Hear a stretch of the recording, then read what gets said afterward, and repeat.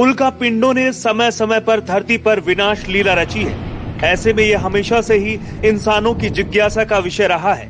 ये ब्रह्मांड के अनसुलझे रहस्यों में से एक है, जिसे नासा समेत दुनिया भर के वैज्ञानिक सुलझाने में जुटे हुए हैं।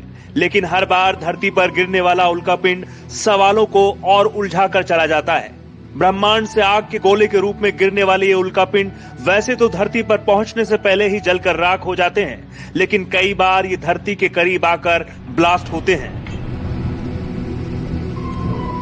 वैज्ञानिकों की माने तो रोजाना धरती पर कई उल्कापिंड गिरते हैं। एक स्टडी के मुताबिक राजस्थान में अब तक 21 उल्कापिंड गिर चुके हैं, लेकिन साल 2000 के बाद अब तक 6 अलग अलग प्रकार के उल्कापिंडों की पहचान की गई है। इन उल्कापिंडों को उनके गिरने या खोजे जाने वाले स्थान के हिसाब से ऑफिशियल नाम भी दिया गया है।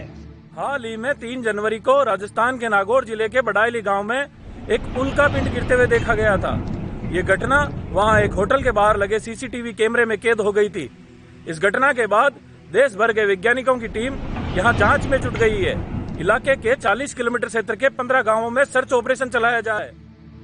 साल 2000 के मई महीने में जयपुर से 44 किलोमीटर दूर इटावा भोपजी में 1 किलो वजन की पत्थर नुमा चीज मिली।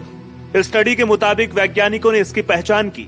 फिर साल 2001 में हनुमानगढ़ के अरारकी गांव में करीब 5 किलो वजन का चुंबकीय पत्थर मिला। जांच के बाद इसके उल्कापिंड होने की पुष्टि हुई। जून 2002 में जोधपुर के भवाद में एक महिला ने आसमान से पत्थर गिरते देखा। ये उल्कापिंड 678 ग्राम का था।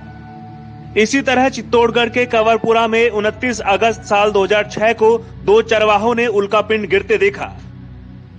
फिर जून 2017 में जयपुर के मुकुंदपुरा गांव में करीब 2 किलो वजनी उल्कापिंड गिरा, जिससे 15 सेंटीमीटर की गहराई के साथ 40 सेंटीमीटर व्यास का गोलाकार गड्ढा बन गया। ऐसा ही जून 2020 की एक सुबह जालोर के साचौर में करीब 3 किलो वजनी लोहे का उल्कापिंड विस्फोट के बाद धरती पर गिरा। उल्कापिंडों की शुरुआती सौरमंडल के बनने का अध्ययन करने वाले वैज्ञानिकों के लिए ये एक कीमती स्रोत है। इनकी स्टडी से इन ग्रहों और सोलर सिस्टम की इवैल्यूएशन पर रिसर्च आसान होती है। इससे धरती के बाहरी दुनिया के बारे में जानकारी मिलती है। पहली बात तो इनका अध्ययन करने से यह पता चलता है कि वो सब ग्रह किस प्रकार के बने होंगे, जिसके लिए हम अरबों रुपए खर्च करके अपने मिशन भेजते हैं और वो पत्थर लेके आते हैं। उससे ये सब हमारे पास अपने आप प्रकृति फ्री भेजती है, तो इनकी बहुत इम्पोर्टेंस है और इनको कलेक्ट करना चाहिए। भारत में उल्कापिंडों का कमर्शियल ट्रेड प्रतिबंधित है।